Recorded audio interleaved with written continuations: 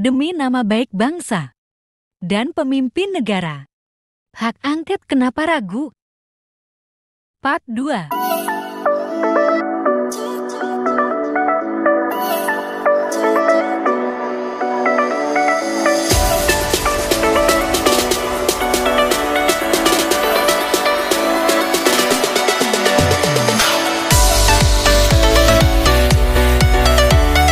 Assalamualaikum warahmatullahi wabarakatuh. Salam sejahtera dan selamat malam untuk kita semua, teman-teman sekalian. Diskusi sekarang ini adalah sebenarnya pembahasan tentang sesi kedua dari hak angket yang sudah kita jelaskan sebelumnya. Pada bagian awal kita sudah mengatakan tentang hak angket itu termasuk misalnya dialog pada sidang pertama ya DPR tentang hak angket itu pada bulan Februari lalu. Pada hak angket, pembicaraan hak angket ya di DPR waktu itu sebenarnya ada hal yang sangat-sangat menarik.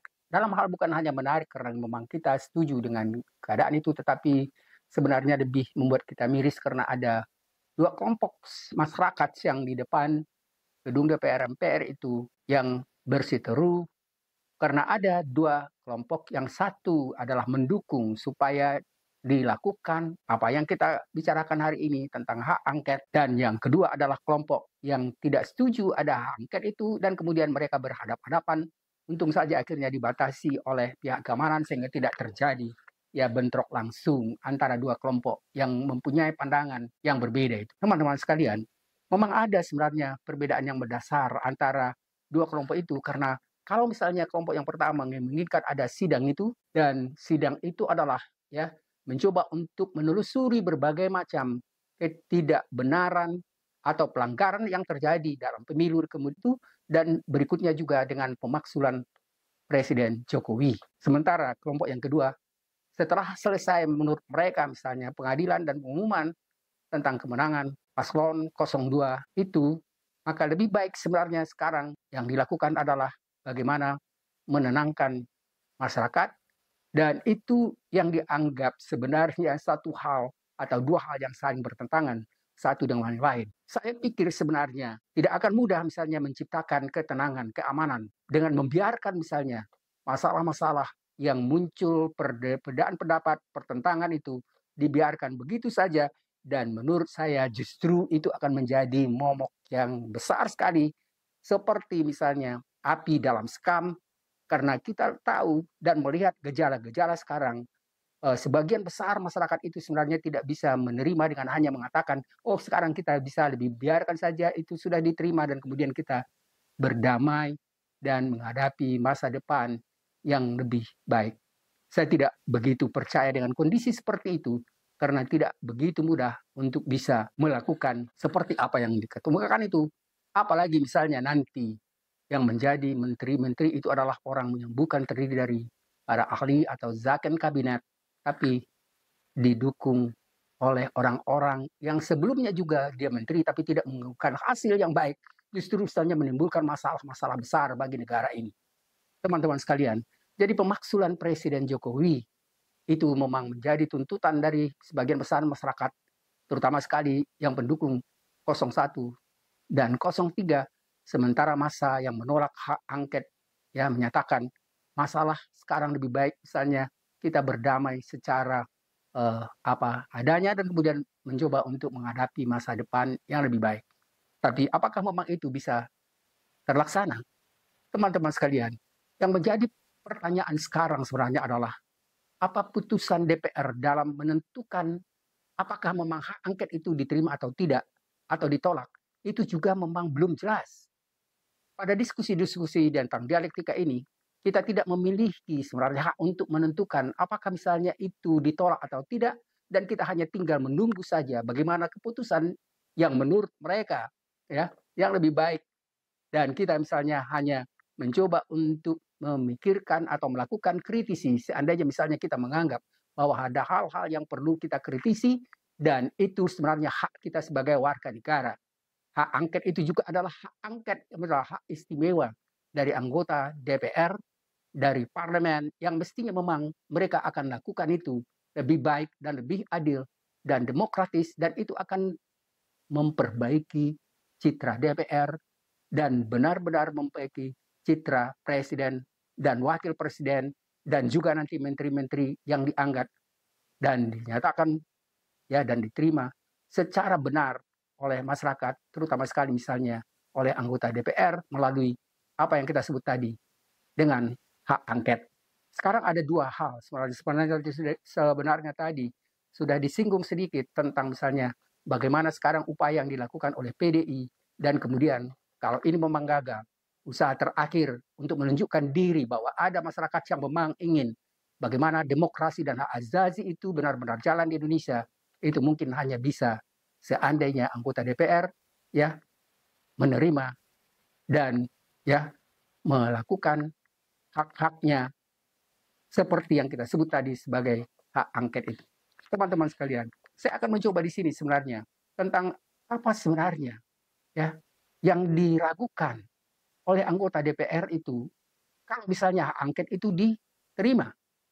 Sebenarnya masalahnya menurut saya adalah masalah yang benar-benar rasional dan bisa misalnya menjadi ya tanggung jawab DPR untuk bisa melaksanakan apa yang kita katakan pemilu itu secara adil dan jujur.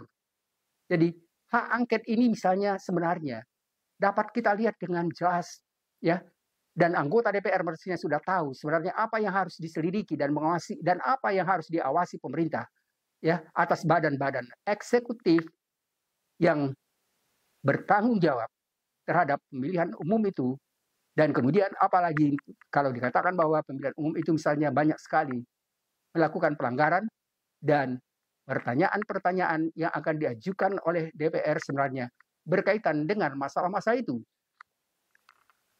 Berikut ini saya akan mencoba menunjukkan sedikit tentang masalah yang dapat dipertanyakan ke pemerintah oleh anggota DPR.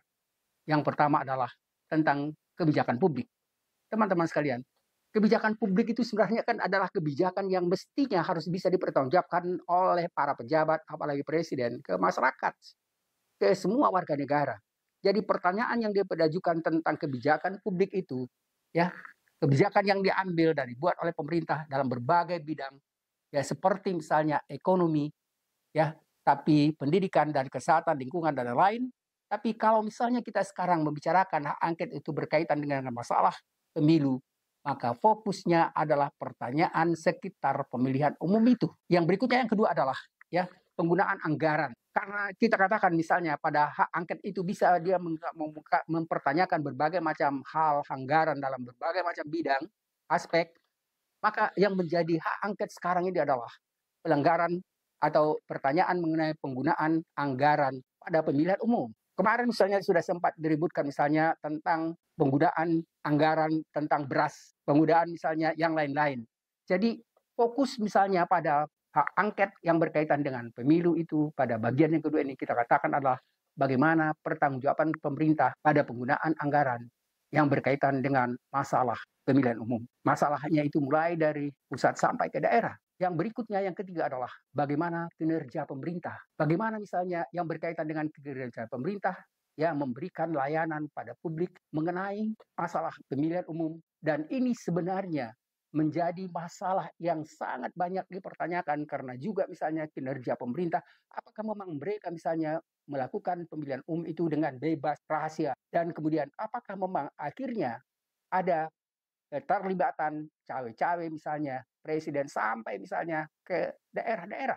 Apakah memang benar bisa dipertanggungjawabkan tanpa ya ada bukti-bukti yang menunjukkan misalnya kinerja yang dianggap tidak sesuai dengan aturan. Bagian yang keempat adalah saya coba untuk menjelaskan itu hanya secara ringkas saja karena memang saya pikir ya tentu sebagian besar dari masyarakat paham tentang apa misalnya yang diperlukan atau dipertanyakan ketika misalnya ada angket itu dan tadi sudah dijelaskan 3 ya pertanyaan penting dan yang keempat adalah transparansi dan akuntabilitas. Pertanyaan ini dapat diajukan tentang transparansi pemerintah dalam mengambil keputusan dan memberikan informasi kepada publik serta akuntabilitas pemerintah atas tindakan dan keputusan yang mereka ambil. Teman-teman sekalian, ini juga bukan masalah yang sederhana. Karena akhirnya sebenarnya transparansi dan akuntabilitas ini sepertinya tidak begitu dikemukakan ke depan umum. Ya, tidak dibicarakan secara luas juga misalnya di anggota DPR, karena sebagian besar anggota DPR itu adalah ya mendukung atau bagian dari pemerintah, dan sekarang pun sudah terlihat kalau memang ini terjadi, maka boleh dikatakan hampir semua partai-partai itu bergabung lagi dengan pemerintah, dan kemudian boleh dikatakan tidak ada kemungkinan ada kekuatan oposisi yang bisa misalnya melakukan koreksi, kritik atas tindakan-tindakan pemerintah.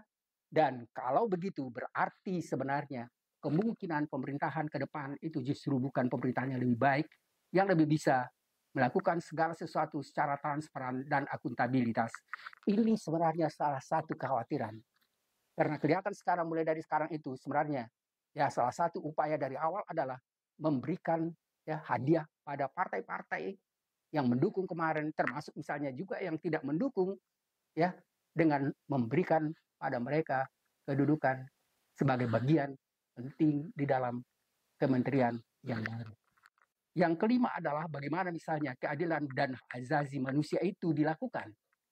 Apakah misalnya pemilihan umum itu dilaksanakan secara adil? Saya pikir tidak. Mulai dari awal sebenarnya sudah kelihatan ketidakadilan itu.